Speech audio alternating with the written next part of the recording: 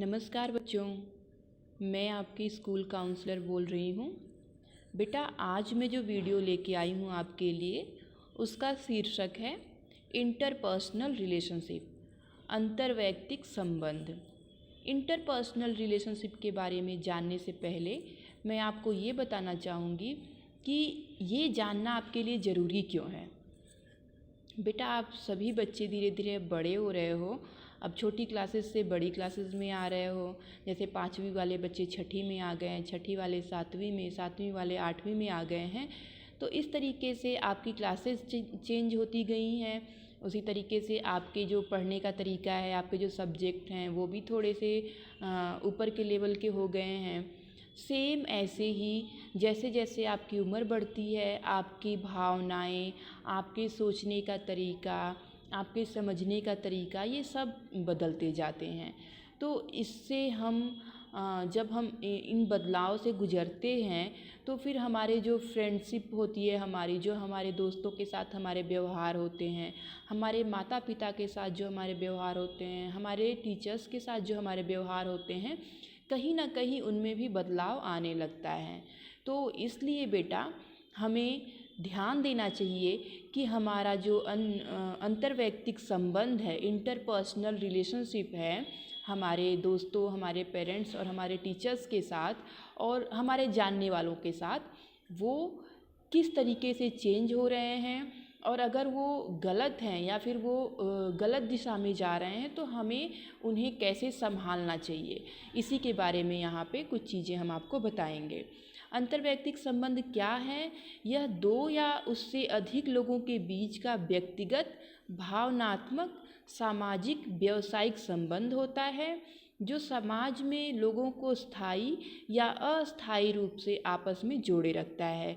यह संबंध आपसी पसंद, वैचारिक एकरूपता, स्नेह, प्रेम, समान व्यवसाय, पारिवारिक और सांस्कृतिक मेलजोल पर आधारित होता है। मतलब किसी भी रिलेशनशिप में हम ये ध्यान देते हैं कि सामने वाले के साथ हमारी सोच कितनी मिल रही है, सामने वाले के साथ हमारी पसंद कितनी मिल रही है, और ये जितना ही समान होगा उतना ही हमारा संबंध एक दूसरे के साथ मधुर होगा।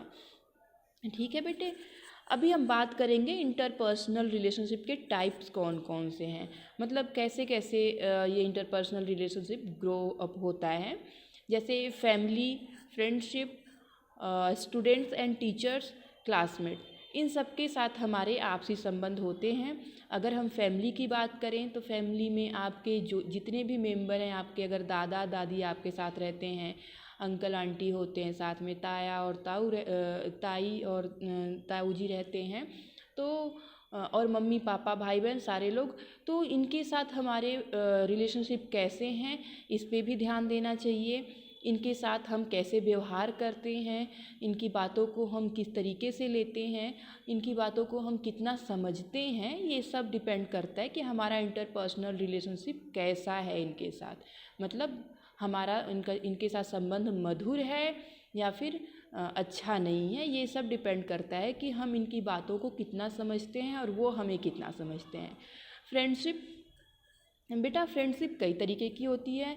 आपके क्लास में जो बच्चे हैं आप उनके साथ भी फ्रेंडशिप रखते हो, आपके पड़ोस में जो बच्चे हैं वो भी आपके दोस्त होते हैं। आप अपने ननिहाल जाते होगे, वहाँ पे भी आपके दोस्त होंगे।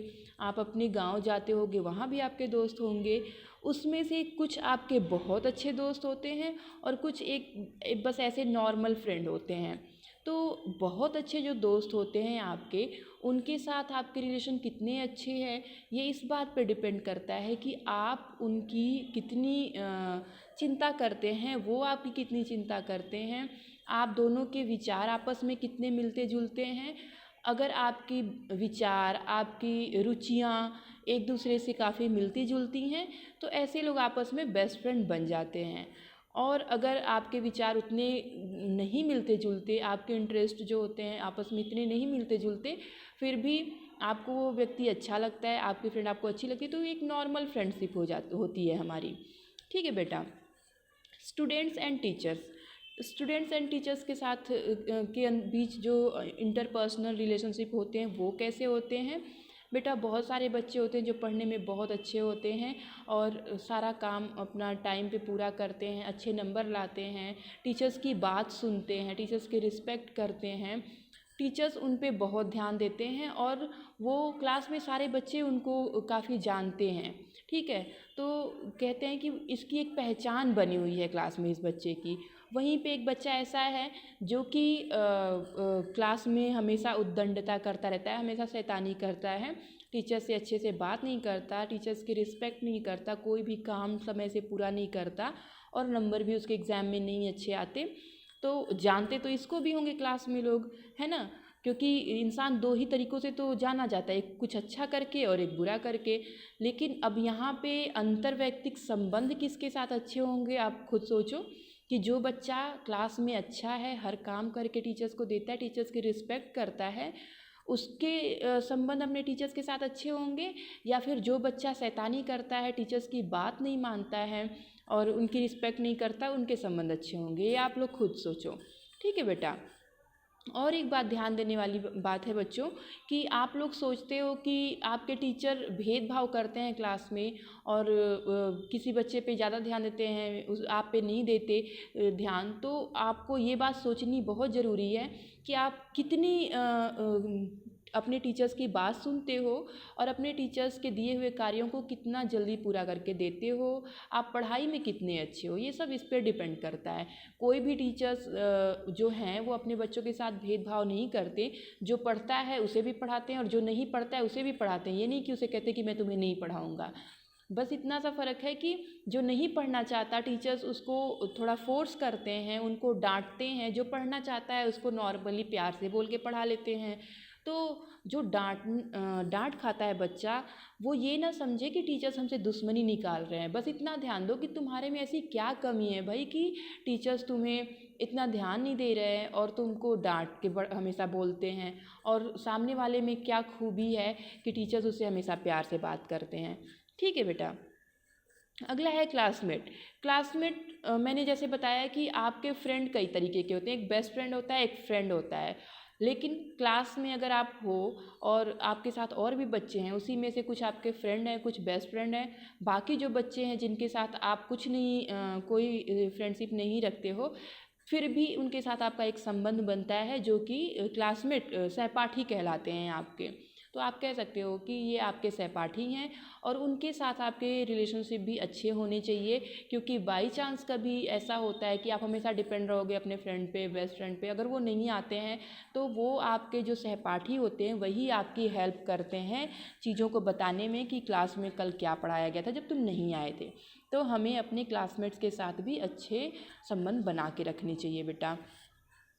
कुछ इम्पॉर्टेंट चीज़ें हैं जो कि हमारे रिलेशनशिप को अच्छी बनाती हैं, जैसे हमेशा ईमानदार रहें अपने दोस्तों के साथ, अपने पेरेंट्स के साथ, अपने टीचर्स के साथ। हमेशा अपने संबंध को, अपने इंटरपर्सनल रिलेशनशिप को संभालने के लिए ईमानदार होना चाहिए आपको, और सुने कि टीचर्स, पेरेंट्स और आपके फ्रेंड्स आपसे क्या बातें कह रहे हैं, उनको ध्यान से सुने। बीच में उनको टोकना अच्छा नहीं होता है। जब कोई आपसे कुछ बात कर रहा है, जो आपके फ्रेंड्स हैं, टीचर्स हैं, पेरेंट्स हैं, तो उनकी बातों को ध्यान से गौर से सुनिए और इसके बाद उस पर आपको जो बोलना है बोलिए। आप रिस्पेक्ट करिए अपने टीचर्स की, अपने पेरेंट्स की और अपने फ्रेंड्स की भी। फ्रेंड्स के साथ अगर गंदे तरीके से रहोगे, बुरे बर्ताव करोगे, तो आपकी फ्रेंडशिप ज़्यादा दिन तक नहीं चलेगी। सेम ऐसे ही टीचर्स और पेरेंट्स के साथ भी अगर आप बुरे बर्ताव करोगे तो आपको हमेशा डांट पिटती रहेगी और यहाँ पे इंटरपर्सनल रिलेशनशिप ख़राब होता है। किसी को भी बहुत जल्दी जज नहीं करना चाहिए। जैसे मान लो आपका फ्रेंड हमेशा आपके साथ सही अच्छे से रहता है, कभी उसे कोई ऐसी गलती हो गई जिससे आपको नुकसान हुआ है, तो आप कभी भी ये ना सोचो कि उसने तो जानबूझ के किया है, जलन के मारे किया है। नहीं, पहले समझो कि ऐसा क्या हो सकता था जिससे इससे हो गई ये गलती। हमेशा तुरंत जज नहीं कर लेना चाहिए। अगर तुरंत जज करने लगोगे किसी को भी, तो आपके यहाँ पे जो संबंध होते हैं उसमें बिगाड़ ज़रूर हो रहा है, मतलब उसमें आपके संबंधों पे बुरे असर पड़ने वाले हैं, समझ जाओ। और अपने इमोशंस को, अपनी भावनाओं को हमेशा मैनेज करके चलना चाहिए बेटा। ज़्यादा उखड़ के, ज़्यादा गुस्से में, ज़्यादा तेज़ आवाज़ में फ्रेंड्स, पेरेंट्स और टीचर्स किसी से बात ना करें। अगर आप ऐसा करते हो, अपने किसी फ्रेंड्स से, किसी टीचर से, किसी पेरेंट्स से इतने तेज़ आवाज़ में और गुस्से में बात करोगे तो आपके संबंध यहाँ पे भी ख़राब होंगे। फिर यही समझेंगे, सामने वाला यही समझेगा कि ये तो जब देखो तब हमेशा चिल्लाता रहता है, मेरे पे गुस्सा करता रहता है। तो यहाँ पे भी आपके इंटरपर्सनल रिलेशनशिप ख़राब हो सकते हैं। तो इन चीज़ों को ध्यान में रखते हुए आप अपने संबंधों को अच्छा बना सकते हैं बेटा। बच्चों, अभी हम एक शॉर्ट फिल्म देखेंगे, आप इसको समझना इसमें क्या चीज़ें बताई जा रही हैं। अभी मैं आपको दिखाती हूँ फिल्म।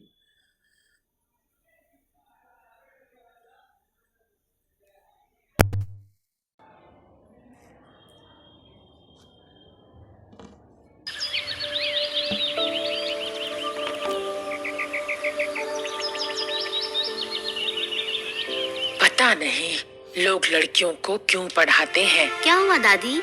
मैं अगले सप्ताह होने वाली वाद विवाद प्रतियोगिता के लिए पढ़ रही हूँ। ओह, यानी तुम्हें स्कूल भेजना पर्याप्त नहीं था। अब हम लड़कियों को पलटकर जवाब देना भी सिखा रहे हैं। इससे तो हमारा समय कहीं बेहतर था। लड़कियों की जल्दी शादी कर दी जाती थी और वे खाना पकाना, साफ सफाई जैसे काम संभालती थी। हमें दिव्या की शादी के लिए लड़का देखना चाहिए। अभी वो बच्ची है माँ, मैं अपने बच्चों को जब तक वे चाहें तब तक पढ़ने दूंगी। वो ज्यादा पढ़ लेगी तो उसकी शादी के लिए लड़का तलाशना मुश्किल हो जाएगा। नहीं माँ, यदि दिव्या पढ़ लेगी तो वो खुद कोई व्यवसाय या पेशा चुन लेगी। वो डॉक्टर या टीचर या जो चाहे बन सकती है माँ। आपको पता है, आज भी कई देशों में महिलाएं राष्ट्रपति और प्रधानमंत्री हैं। और फिर धीरे धीरे हमारा समाज भी बदल रहा है और इन दिनों लोग चाहते हैं कि उनके पढ़े लिखे जीवन साथी हों। दिव्या, मैं कर लूंगी, तुम जाओ और पढ़ाई करो। अपनी दादी की बातों पर बुरा मत मानना, वो अपनी पढ़ाई पूरी नहीं कर पाई और थोड़े पुराने विचारों की हैं, लेकिन वो तुमसे बहुत प्यार करती हैं। माँ, आप तो जानती हो कि जब दादी मेरी पढ़ाई पर और घर के कामों में हाथ न बटाने पर ताने देती हैं, तो मुझे बुरा लगता है। दिव्या, दुखी मत होना, मैं हमेशा तुम्हारे साथ हूँ और घर के सारे काम मैं संभाल लूंगी। धन्यवाद मेरी प्यारी माँ। मेरा वादा है माँ, तुम्हें मुझ पर गर्व होगा। तुम्हें पता है आर्यन, मुझे कई बार ऐसा लगता है कि मानो लड़कियों का जन्म केवल संघर्ष करने और घर का काम करने के लिए ही होता है। ऐसा क्यों कह रही हो दिव्या? मेरी दादी नहीं चाहती कि मैं पढ़ाई करूं। वो तो चाहती है कि मेरी शादी हो जाए। उनकी सोच बहुत रूढ़िवादी एवं सीमित है। वे चाहती है कि लड़कियां केवल चूल्हा चौका करें और घर से बाहर कदम न रखें। दिव्या, तुम क्यों परेशान होती हो? चलो हम कक्षा में चलते हैं। दिव्या, हमारा कानून भी लड़कियों को 18 वर्ष से कम उम्र में शादी करने की अनुमति नहीं देता। यही तो मेरी माँ भी कहती हैं। वे हमेशा मुझे पढ़ाई करने और प्रतियोगिताओं में भाग लेने के लिए प्रोत्साहित करती हैं। तुम प्रतिभाशाली छात्रा हो और तुम्हें इस वाद विवाद प्रतियोगिता में जरूर भाग लेना चाहिए। हमारे समाज में लड़कियों को उच्च शिक्षा के लिए नहीं जाने देने की परंपरा रही है, लेकिन तुम भाग्यशाली हो कि तुम्हारी माँ तुम्हें इतना सहयोग करती हैं और तुम्हें पढ़ने के लिए प्रोत्साहित करती हैं। धन्यवाद आर्यन। हेलो दिव्या, कैसा लग रहा है? कल जो तुमने मुझे प्रेरित किया उसके लिए धन्यवाद। सचमुच तुम्हारी बातों का फायदा हुआ और मैं शांत मन से तैयारी कर पाई। ये सुनकर मुझे अच्छा लगा। प्रतियोगिता के लिए ऑल द बेस्ट। धन्यवाद आर्यन।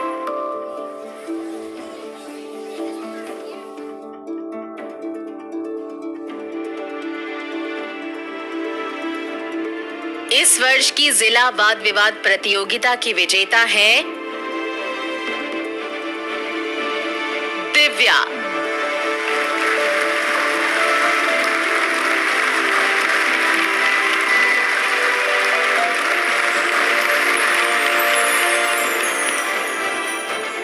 अच्छी शिक्षा होने के कारण दिव्या इतनी जागरूक और आत्मविश्वास से भरपूर होकर बोली, दिव्या, हम तुम्हें 3 साल के लिए स्कॉलरशिप और पुरस्कार के रूप में लैपटॉप देंगे। लड़के और लड़कियां दोनों की पढ़ाई में सहयोग देना जरूरी है ताकि दोनों को समान अवसर मिले। हमारे साथ इस समारोह में शामिल होने के लिए धन्यवाद। बधाई हो दिव्या। धन्यवाद दादी। मैं पढ़ी लिखी नहीं हूँ, लेकिन अब पढ़ाई का महत्व समझ गई हूँ। मुझे तुम पर गर्व है बेटा। सभी इंसान के शारीरिक और भावनात्मक समग्र विकास में एक दूसरे से परस्पर संबंध का बहुत महत्व है। एक दूसरे की भावना पर ध्यान देना, सुनना और पूछना जरूरी है। ये कौशल हमें हमारे आसपास के लोगों, दोस्त, भाई बहन, माता पिता या शिक्षक जो भी हो, सबके साथ सकारात्मक संबंध बनाकर रखने की क्षमता देते हैं। हमें दूसरों के प्रति सहानुभूति होती है और भावनात्मक संबंध बनता है। इसके बाद हम उनकी जरूरतों को लेकर अधिक संवेदनशील होते हैं और इससे हमारे बीच अटूट संबंध बनता है।